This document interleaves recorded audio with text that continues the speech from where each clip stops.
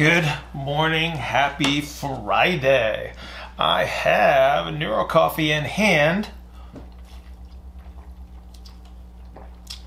and it is perfect. Okay, it is Friday.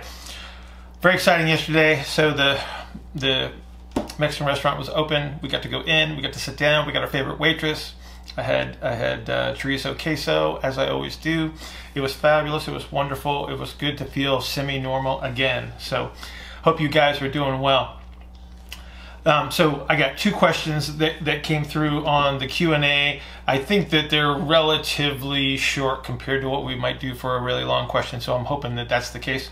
I don't know, we'll see, we'll play this out, but I'm going to try to do both questions.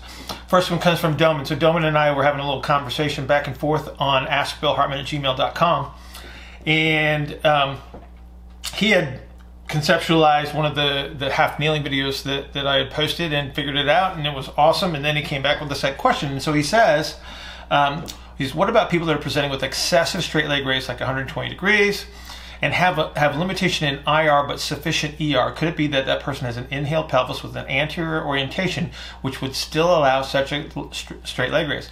So you're absolutely on track with this, but I think that if we look at what the reality might be in regard to the actual positions and orientations, you'll see why you get the crazy straight leg raise. And then we have to clarify what you mean by sufficient ER, because you might not have as much as you think you do. Okay, so if I'm talking about narrow ISA, narrow IPA, I'm going to have this kind of a presentation. And so under those circumstances, I'm going to have a compressive strategy in this lower posterior region. And I've got a couple of possibilities. So if I would move forward under those circumstances with the inhaled pelvis, I'll have somebody that has like this 35, 45, maybe a 50-degree straight leg raise. If I have an anterior orientation, however, I'm going to get a little bit more of an eccentric orientation on some of this lower posterior musculature because of the orientation that takes place. It's still biased towards ER. That's the thing we have to recognize. However, when you take somebody like this and you lay them on the table in an anterior orientation, they're actually laying in hip flexion right away. And so what you've done is you've taken the normal relationship of external rotation to internal rotation to external rotation, and you've tipped it forward.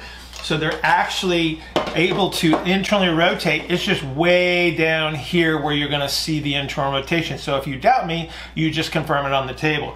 This is down here. So they're going to get their internal rotation here.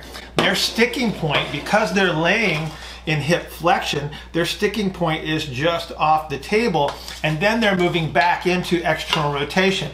Now, as you move somebody like this through their excursion, as you're moving them into the straight leg raise, they're also going to turn a little bit this way. So what happens is, what it looks like on the table is that it's perpendicular to the table and straight up. So you're implying that the movement is happening in the imaginary sagittal plane. It is not. It's actually, they're actually turning more into external rotation at the top. So they're passing through the internal rotation and moving back into external rotation. So most people call that hip abduction under the circumstance. And so that's where their straight leg raise is actually going.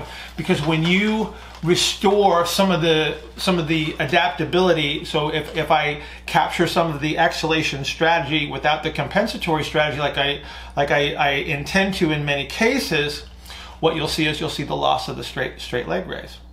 And so these are not muscular adaptations. These are orientations of the skeletal position, and then the associated muscle positions that allow those crazy straight leg raises to occur. So you have to appreciate the starting conditions from where you're measuring, and then looking at the relative position of the hip, not just looking at the table and saying that straight up is 90 degrees, because their 90 degrees is way down.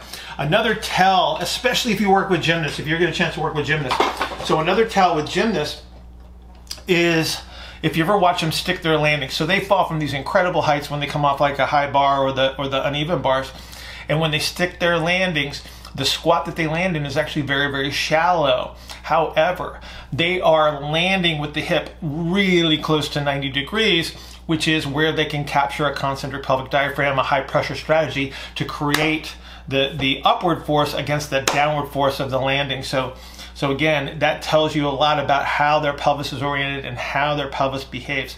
So Domen, I hope I answered your question for you on that.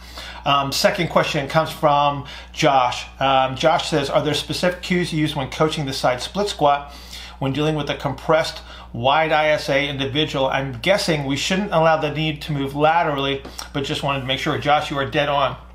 And there's a darn good reason for this too, okay? So we got the pelvis. I'm going to open the pelvis up from the bottom so you can see it. So I got a wide ISA, IPA individual. So they do not have full breathing excursions, so the ISA and IPA match. But I also have this lower compressive strategy. So this person is deep into the superficial compressive strategies, and this is going to bias that hip towards external rotation. So if I'm teaching a side split squat and I see that knee moving laterally, I'm not making the change most likely that I'm intending, because what I'm trying to do is what I'm trying to do is allow eccentric orientation to occur in this lower posterior musculature that is holding me towards ER. So what I might have to do is actually start with a very, very shallow step length. And so I'm moving laterally into the split squat, and I'm trying to actually restore a normal hinge first. And that's what's going to allow this eccentric orientation to occur near the apex of the sacrum.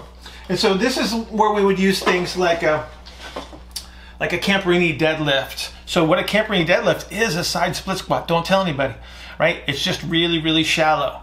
And so you might have to start with something like that to start to recapture these positions before you start to try to increase this excursion laterally, because they may not be capable. So again, we want to work within the limitations of the individual first. Some people can't do half kneeling. Some people can't do a really wide side split squat or side lunge. All right, allow them to evolve, allow them to develop. And so Josh, like I said, I think you're dead on. So we want to keep that knee kind of pointing straight ahead. We're going to move into that, but respect the step length so that you accomplish what you intended to accomplish. So have a great Friday. I got Neuro Coffee in hand. We got a workout today. So we're going to go kill it. Have a great weekend. I'll see you next week.